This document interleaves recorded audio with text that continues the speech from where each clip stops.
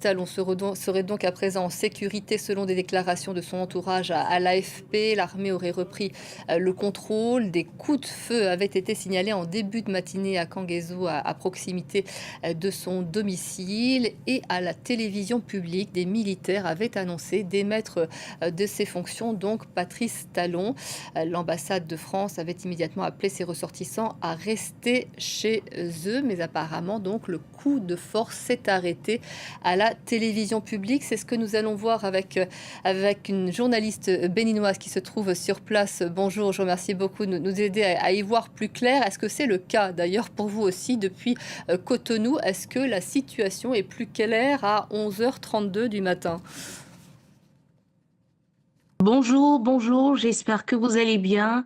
Et effectivement, selon les nouvelles que nous avons eues très tôt ce matin, les putschistes, un groupe de militaires, sont apparus ce matin à la télévision publique pour annoncer qu'ils avaient démis de ses fonctions le président Patrice Talon et qu'ils prenaient le contrôle du pays avec à sa tête le général Tigray.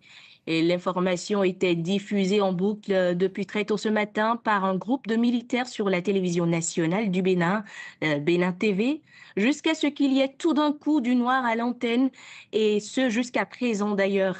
Et dans la foulée, l'entourage du président Talon a affirmé que le président était en sécurité et que l'armée béninoise régulière, nous allons dire, serait en train de faire ce qui est de son pouvoir pour reprendre le contrôle.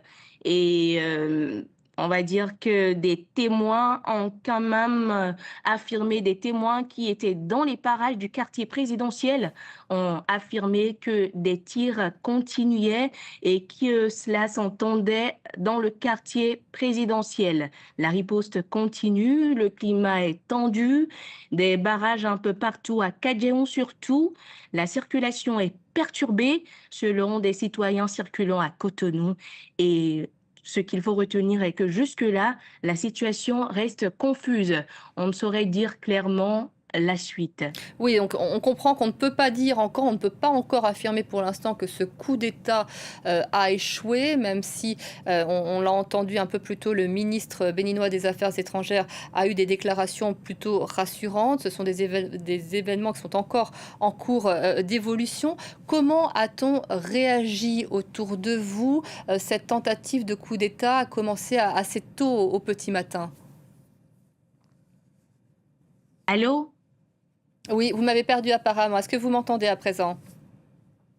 À présent, je vous entends, oui. Je vous demandais comment on avait réagi autour de vous alors que ce coup d'État a débuté au petit matin et que ce coup d'État représente une très forte instabilité pour le pays. Évidemment, les Béninois étaient vraiment dans l'effroi, les citoyens étaient terrorisés. Ça m'appelait de partout et ça appelait ses proches de partout pour comprendre ce qui se passait réellement.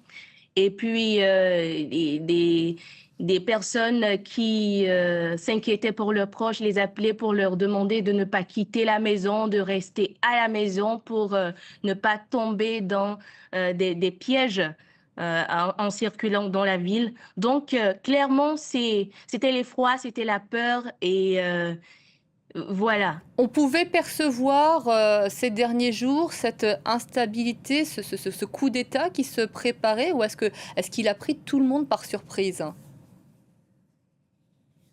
Non, on n'a rien vu venir.